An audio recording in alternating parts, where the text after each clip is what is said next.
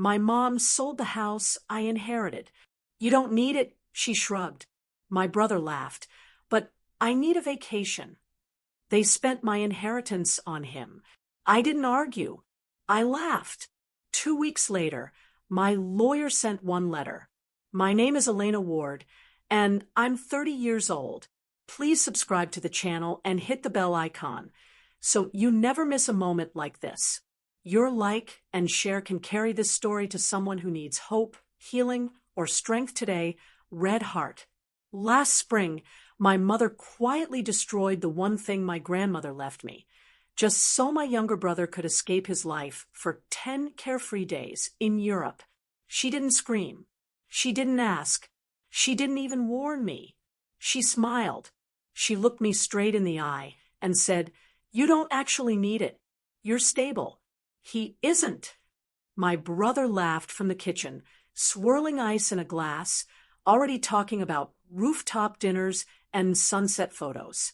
He said, "Come on, Ellie, you've got a career. I just need a reset." I thought it was cruel. I didn't yet know it was real. I found out on a Wednesday afternoon, sitting at my desk at work, half listening to a budget meeting while my inbox refreshed. Subject: confirmation of asset liquidation. Amount: $842,300. Reference: Coastal Trust property. At first, I assumed it was spam, or a system error, or someone else's account accidentally tied to my email. Then I opened the attachment. The sale had already closed. The property, my grandmother's coastal townhouse, the one she transferred into my name 3 years before she died, was gone. Sold. Transferred. Funds dispersed. My name appeared nowhere on the documents. No signature. No authorization. No consent. Just my mother's handwriting, clean and confident, signing on a line she had no legal right to touch. My grandmother, Maribel Ward, spent years telling me that place would be my safety net. Markets crash, she used to say. Jobs disappear. Family gets complicated, but this stays yours.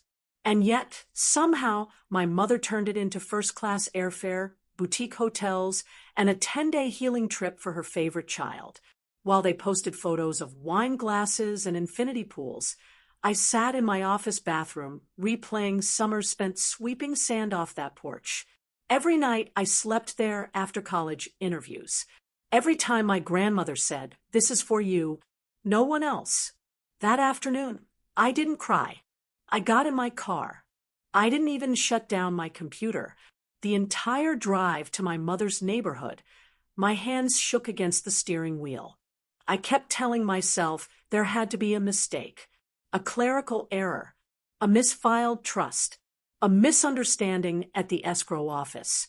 Then I turned onto her street, and there it was, a bright red sold sign planted in front of the house she'd been bragging about refinancing for months.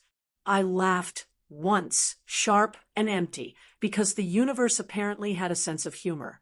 Everything around me was being sold, while the one thing I ever needed was taken behind my back. My brother Caleb opened the door before I could knock. Barefoot, phone in hand, half-finished drink sweating onto the hardwood floor. On his screen, himself, shirtless, standing on a stone balcony overlooking turquoise water that definitely wasn't local. "Ellie," he said cheerfully, "you see the pics? Barcelona was unreal. I needed this." I stepped past him without answering. "Did Mom tell you where the money came from?" I asked. He hesitated, just for a second. Then he shrugged. "It was family money," he said. "You don't even live near the coast. You've got your downtown condo, your spreadsheets, your benefits. I've been drowning." I turned to face him. "She sold the house Grandma put in my name." He rolled his eyes. "You're fine. You always land on your feet." That's when the garage door lifted. My mother walked in, heels clicking, blazer still on, flyers tucked under her arm. She froze when she saw me. "I'll call you back," she said into her phone, then hung up. "Elena, What are you doing here in the middle of the day? You liquidated my inheritance, I said, without telling me. She sighed like I'd asked an annoying question during a closing. Calm down. Nobody hurt you. Your grandmother wanted this family taken care of. You forged my authorization. She set her flyers down slowly. You're stable, she said. You work in analytics. You have savings. Caleb's been barely keeping it together. I've been covering his expenses for months, and I was suffocating under debt. Caleb smirked from the couch. She just hates when we finally catch a break. A break, I said. That was my backup plan. My future. The one thing Grandma made untouchable. My mother stepped closer, lowering her voice. I used the financial trustee credentials she gave me when she enrolled you in that investment trust years ago. The account was under my oversight. It was simpler this way. My stomach dropped. That authority ended when she passed. I said, You know that. For the first time, something flickered across her face. Then irritation replaced it. You're being dramatic. I'll pay you back. Eventually. That was the moment it clicked. They genuinely believed I was the problem. Not the lie. Not the theft. Not the entitlement. Me. You didn't just sell a property. I said quietly. You told me exactly where I rank. She opened her mouth, but I was already walking out. Where are you going? She called. To someone who actually respects legal boundaries, I said. My attorney. I sat in my car until the engine cooled. Then I scrolled until I found the email. Subject: If your family ever commits financial fraud, call me first. It was from Marina Keller, a law school friend who specialized in fiduciary abuse. I hit call. That was the moment everything shifted. Marina didn't sound surprised when I told her what happened.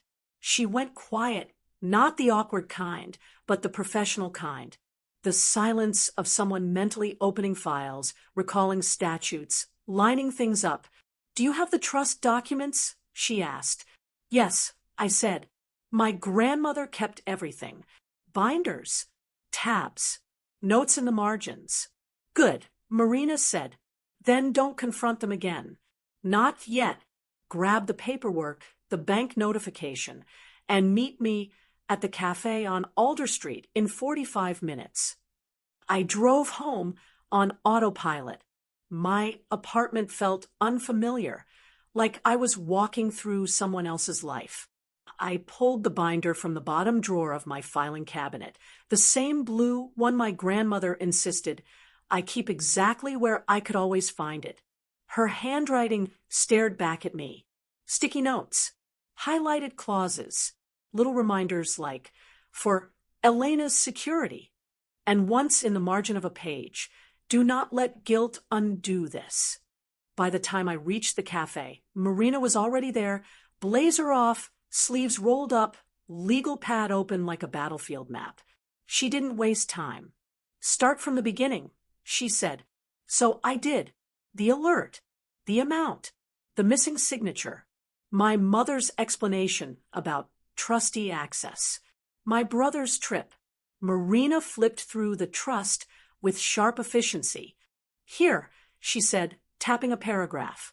Your grandmother established this investment trust, naming you as the sole beneficiary upon her death. Once that happened, the trust became irrevocable. She turned another page. And here's the oversight clause your mother is clinging to. See, the expiration language? Her authority ended automatically when your grandmother passed. Oversight does not mean ownership, and it definitely doesn't mean liquidation. I swallowed. So this isn't just morally wrong, I said. It's illegal. Marina nodded. It's misappropriation of trust assets. Civil fraud. Possibly worse, depending on how it was presented to the bank. She slid the bank email toward herself and wrote down the transaction reference. Where did the money go? To her account, I said, then gone. Marina leaned back. Okay, she said, here's how this works. We give her one chance to fix it. One. I repeated. A formal demand. Marina said. Clear. Documented. Timed. She started writing. We outlined the trust terms. The termination of her authority. The unauthorized liquidation. The transfer of funds. Then we give her 48 hours to return the full amount into a neutral account or sign a legally binding repayment agreement secured by assets she owns. And if she refuses, then we stop asking, Marina said, and we let a judge explain it to her. The number hung in the air. 48 hours. Part of me recoiled. Another part, quiet, steady, felt relief. She already spent some of it, I said. That's why the clock is short, Marina replied. Time is leverage. I stared at my grandmother's notes again. If I do this, I said, I blow up whatever's left of my family. Marina softened just slightly. Elena, she said, she crossed this line because she thought you wouldn't push back. This isn't revenge. This is enforcement. I exhaled. Send it, I said. 48 hours. 2 weeks later, Marina slid the final letter across her desk. 3 pages. Calm. Surgical. Every date adjusted. Every amount precise. Screenshots of my brother's travel posts time-stamped and attached. At the bottom, bolded, recipient has 48 hours from confirmed receipt to comply. Failure will result in immediate legal action. Once this goes out, Marina said, there's no pretending this is just family drama. Good, I said. I'm done pretending. She sent it. My mother received the email first. My phone rang the next morning while I sat at work, staring at a spreadsheet that refused to make sense. What is this? She snapped the moment I answered. Some kind of threat. It's a request, I said evenly, to return what you took. Her voice sharpened. I did what I had to do. Caleb was falling apart. I was drowning. You're stable. You always are. So that gave you permission to empty a trust you didn't own? She laughed, thin and brittle. You're really going to do this? Sue your own mother? I'm asking you to talk to my lawyer. I said, you have 48 hours. Most of the money is gone, she shot back. Trips aren't refundable. Accounts were past due. Then you shouldn't have spent it, I thought, but didn't say. This isn't about sympathy, I said. It's about accountability. She switched tactics instantly. You're heartless, she said. After everything I sacrificed. The line slid off me this time. You used my future to patch your present. I replied, that's not sacrifice. That's theft. She hung up on me. Seconds later, my phone buzzed. Caleb, are you seriously suing Mom? Caleb, you've lost it. The money's gone anyway. I needed that trip. I stared at the messages. They read less like guilt and more like evidence. The 48 hours passed. No repayment. No agreement. No call. Marina didn't sugarcoat it. When I rang her, she's disputing everything, she said. Claims she acted within authority. I closed my eyes. Then file. I said, fraud. Breach. Everything. Okay, Marina replied. But if we're doing this, I need proof of intent. Messages. Admissions. I thought of Caleb. Let me talk to him. I said. That night, I drove back to my mother's house. Caleb opened the door, arms crossed. Bold move, he said. Mom's wrecked. Is she home? I asked. No. Good, I said. Then we can talk. In the kitchen. I asked the question I already knew the answer to. How long did you know she was going to liquidate the trust? He hesitated. She mentioned it months ago. He admitted. Said you'd complicate things. Said the bank wouldn't look too closely. My stomach tightened. She knew it was wrong. I said. He rubbed his face. I wanted the escape, he muttered. So I didn't ask questions. I pulled out my phone. I'm suing her, I said. That's happening. You can either keep covering for her or tell the truth. He looked up, panicked. What do you want? Screenshots, I said. Messages. Anything that shows she knew her authority was expired. He swallowed. Fine, he said. I'm tired of being in the middle. As I walked out, my phone buzzed repeatedly. Images, texts, admissions. I forwarded everything to Marina with one line. She knew. He knew. Use what you need. For the first time, I didn't feel like I was tearing my family apart. I felt like I had stepped out of the blast radius. The moment Marina filed the lawsuit, the story stopped belonging to my family. It belonged to a case number, a docket entry, a thick envelope-stamped notice of service that arrived at my mother's door 3 days later. She didn't call me when it happened. She showed up. I was unlocking my apartment building after work when I heard her heels behind me, sharp and fast, like she was chasing something that kept slipping away. "Elena," she hissed, "how could you do this to me?" I turned slowly. Her hair was pulled back too tight, makeup uneven, eyes red, not soft red from crying, but furious red from staying awake all night replaying a loss she didn't think was possible. "You served me papers," she said. "You're actually taking me to court. I gave you 48 hours. I replied. You ignored them." She laughed, breathless and brittle. "You think judges care about family dynamics? About context? You're going to air everything out because of money. Because of fraud." I corrected. "And I didn't serve you. My attorney did." Her face hardened. "I raised you," she said. "I protected you. And now you're trying to ruin me." I thought of my grandmother's notes. "Do not let guilt undo this. You protected Caleb." I said, "You used me." Her mouth opened, then snapped shut. "This isn't over," she said, and walked away like the threat itself was supposed to undo what had already begun. It didn't. Over the next few weeks, Marina and I worked like archivists of betrayal. We gathered everything: the trust documents, the account statements, the wire confirmation, the screenshots Caleb sent, his messages joking about banks not checking dates, about Mom handling Ellie later. Marina organized it into exhibits so clean and orderly it felt surreal, like my family's chaos had been vacuum sealed into neat tabs. "People think court is dramatic," she told me once. "It's not. It's methodical. Drama happens when people lie. Truth just stacks." The court date came faster than I expected. When I walked into the courtroom, my knees shook once, hard, then steadied. Across the aisle, my mother sat beside her attorney, jaw clenched, hands folded tight like if she held herself together long enough, reality might crack instead. Caleb sat behind her, smaller somehow, swallowed by a jacket that didn't quite fit. He wouldn't look at me. When the judge entered, the room rose. And just like that, the rules changed. No guilt speeches. "No, but I'm your mother." No emotional leverage. Just facts. Marina began with the trust. She walked the judge through it like it was a map.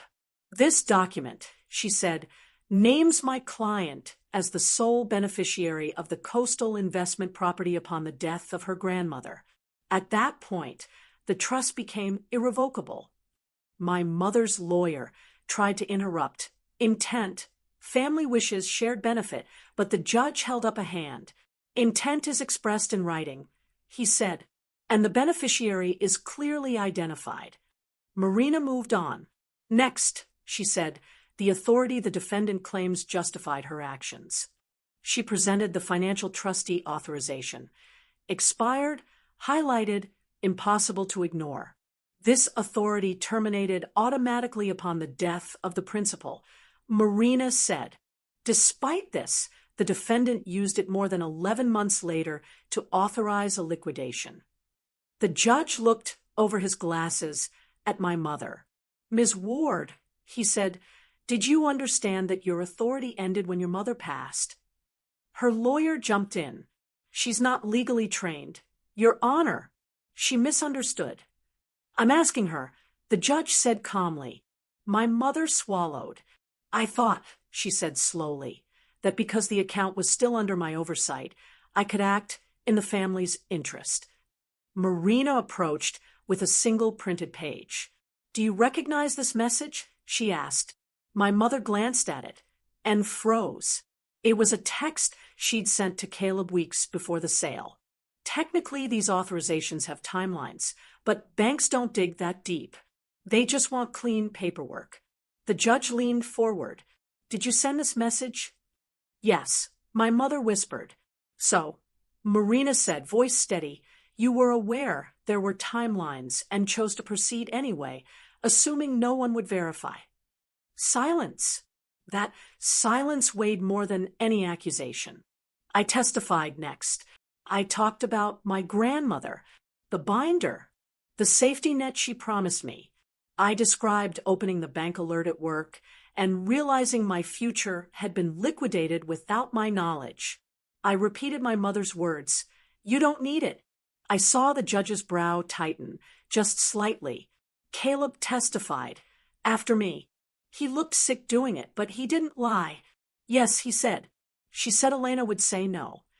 Yes, he said. She joked about banks, not checking dates. Yes, he said. I knew the money came from the trust. My mother's attorney tried to frame him as confused, manipulated. Caleb surprised everyone, including me. If it was really okay, he said quietly, she would have told my sister before it happened. That was the moment I knew the outcome. When the judge returned, his ruling was precise and devastating.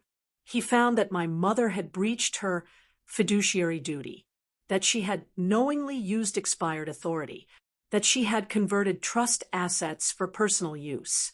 He ordered her liable for the full fair market value of the liquidated asset, plus interest, plus legal fees. The number he read made my mother's hands fly to her mouth. When her attorney asked about hardship, about protecting her primary residence, the judge's tone didn't change. Financial consequences, he said, do not disappear because the victim is family. In the hallway afterward, my mother rounded on me. You're happy now? She hissed. I'll lose everything. You lost it when you assumed I'd stay silent. I replied. Caleb stood nearby, pale and shaken. What happens now? He asked. Now, I said, the system does its job. As Marina and I walked away, judgment in hand, I didn't feel victorious. I felt finished. For the first time in my life, I wasn't absorbing someone else's fallout. I was standing outside it. Winning in court didn't end anything. It only started the countdown. The judgment arrived as a certified packet a week later, thick and impersonal, stamped with authority that didn't care about birthdays, holidays, or bloodlines. Marina called me as soon as it was filed. They have 30 days, she said, to comply voluntarily. And if they don't, her pause was deliberate, then we enforce. I didn't tell my mother about the deadline. She already knew. What she didn't know, what she couldn't seem to grasp, was that silence no longer worked on me. Ignoring me wouldn't soften the numbers. Avoiding my calls wouldn't stop interest from accruing daily, like a quiet metronome counting down consequences. The first week, she tried emotional leverage. She left a voicemail at 2:13 a.m. Elena, I can't sleep. I don't know how you expect me to survive this. I gave up everything for you kids.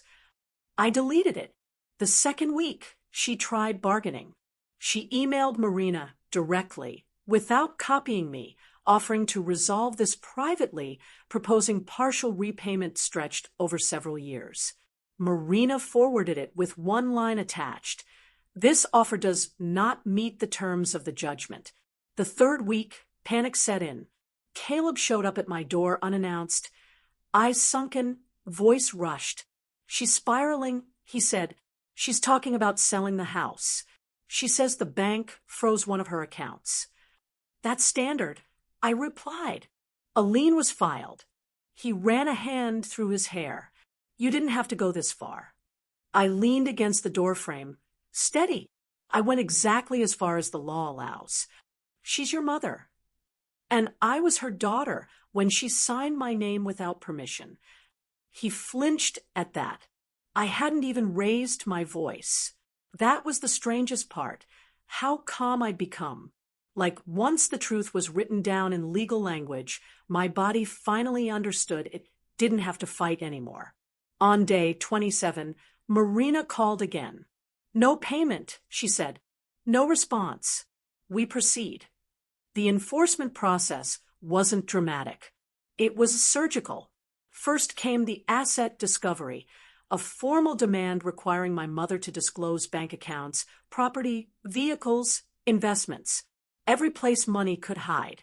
She delayed, claimed confusion, filed incomplete forms. The judge didn't appreciate that. An order followed within days, compelling compliance and authorizing collection actions. That's when reality stopped being theoretical. The house, the one she always called the family home, wasn't protected. It wasn't exempt. It was equity. A notice of intent to levy was posted. Not inside. On the front door.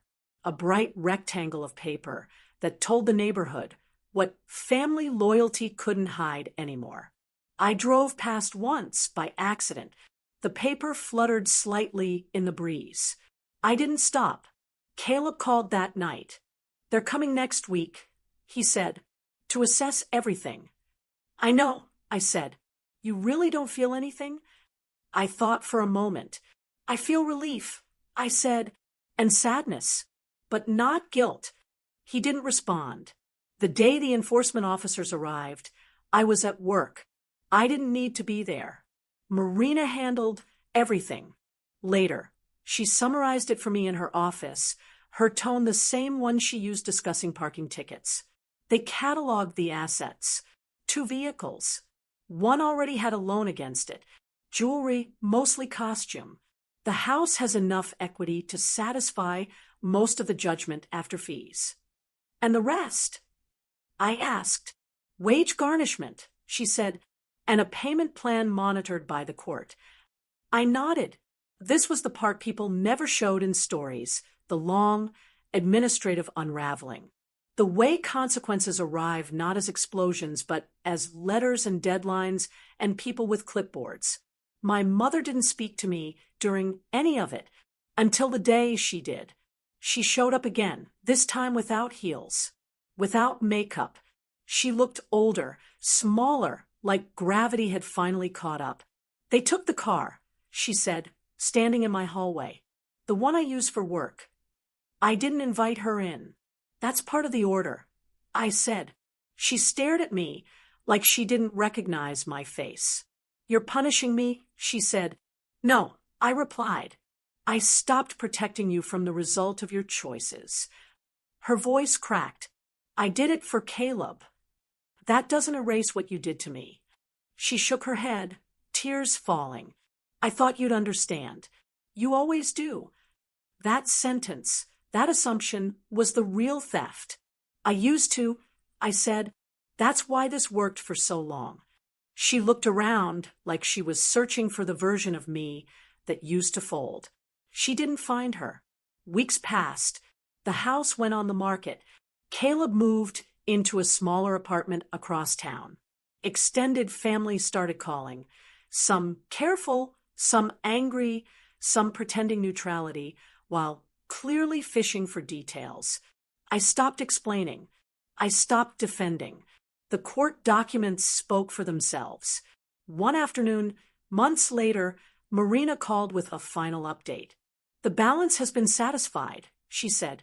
There's a remainder, but it'll be addressed through garnishment over time. Your portion is secured. I exhaled slowly. And that's it. That's it, she confirmed. Legally. I hung up and sat in silence. No music. No celebration, just the hum of the refrigerator and the feeling of something finally setting down. That night, I wrote in my grandmother's old notebook, not a list, a sentence. Boundaries don't destroy families. Entitlement does. I closed the book. For the first time, the story wasn't about revenge. It was about release.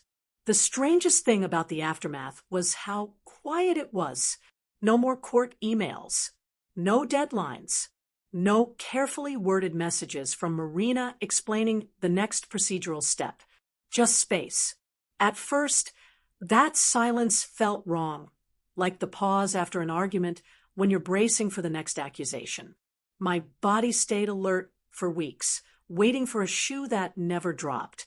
I realized how long I'd lived like that, always anticipating fallout, always managing reactions, always calculating how much truth I could afford without triggering someone else's explosion. Without the conflict, I didn't immediately feel free. I felt unused. The first sign of change came in a grocery store. I was standing in the cereal aisle, comparing two brands I didn't really care about when I noticed my hands weren't shaking. No tightness in my chest. No rush to finish and leave. I was just there. That's when it hit me. My nervous system was finally standing down. Caleb tried to keep a foot in both worlds. He texted occasionally, neutral updates, like we were co-workers forced to share a project we both wanted finished. She moved into a rental. She's still angry. She says you abandoned her. I didn't respond to those. Eventually, his messages changed. I didn't realize how much she leaned on you. I see it now. I'm sorry. I stared at that last one for a long time. Then I typed back, I forgive you, but I can't be the bridge anymore. He didn't argue. That's how I knew he understood. Extended family made one final attempt at intervention during a cousin's engagement dinner. I hadn't planned on going, but skipping it felt like letting the story define my movements. So I showed up. It took less than 10 minutes. An aunt leaned in, voice low and conspiratorial. You know, she said, your mother's been through a lot. Pride cuts both ways. I smiled politely. So does accountability, I said. She blinked, clearly not expecting calm. Well, she added, flustered, I just hope you can live with yourself. I took a sip of water. I can, I said. That's the difference. No scene, no raised voices. Just truth, delivered without permission seeking. I left early. On the drive home, I realized something important. No one could bait me anymore. Not because I was stronger, but because I was no longer invested in being understood by people who benefited from misunderstanding me. My mother didn't reach out again. Through indirect channels, I learned she blamed the system, the judge, the lawyers, even me, but only in abstract terms. She never said, I was wrong. That used to matter to me. It didn't anymore. I started using the recovered funds carefully, not dramatically. I paid off debts. I put money into a conservative investment account. I took a short leave from work and traveled alone for the first time in my life. In a quiet coastal town, ironically not the one tied to the trust, I sat on a bench overlooking the water and thought about my grandmother. Not about the money, about the way she used to say, if someone needs you to stay small so they can feel big, that's not love. I finally understood why she'd structured everything so tightly. She wasn't punishing my mother. She was protecting me from the future she saw coming. That night, I wrote her a letter I'd never send. I told her she was right. I told her I was safe. I told her I stopped apologizing for surviving. The real shift happened months later. In therapy, my therapist asked, what did you lose when you stopped being the family stabilizer? I opened my mouth to answer and froze. I'd gained so much clarity that I hadn't accounted for the loss. I lost my role, I said slowly, my usefulness. She nodded. And what did that role cost you? Everything came out at once. Sleep, joy, trust in my own instincts, the ability to say no without rehearsing it first. Grief hit me then, not for my mother, not for Caleb, but for the version of myself who thought love had to be earned through sacrifice. That grief didn't break me. It rebuilt me. I started making decisions without running them through an imaginary jury of relatives in my head. I stopped explaining my boundaries. I stopped negotiating them. When someone pushed, I stepped back. When someone respected them, I stayed. Simple. Revolutionary. One evening, almost a year after the judgment, I ran into my mother unexpectedly at a pharmacy. She looked ordinary, not threatening, not powerful, just tired. Our eyes met. For a second, the old script hovered between us. Then she looked away, and that was it. No confrontation, no closure speech, no final reckoning. I walked out into the parking lot feeling lighter than I ever had after winning an argument, because I hadn't won anything. I'd exited something. Later that night, I sat at my kitchen table and opened my grandmother's notebook one last time. On the final page, I wrote, "I used to think strength was enduring what hurt me. Now I know it's choosing what doesn't." I closed the notebook, turned off the light, and went to bed without carrying anyone else's weight. The ending didn't arrive with fireworks. No apology letter. No dramatic reconciliation. No moment where everyone finally agreed I'd been right all along. Instead, it arrived slowly, like morning light creeping across a room you didn't realize had been dark for years. I started noticing it in small ways. I stopped flinching when my phone buzzed. I stopped over-explaining my decisions at work. I stopped feeling responsible for moods that weren't mine to manage. The space my family used to occupy in my mind didn't stay empty. It filled with me. That was the real victory. Not that I took anything back, but that I took myself out of reach.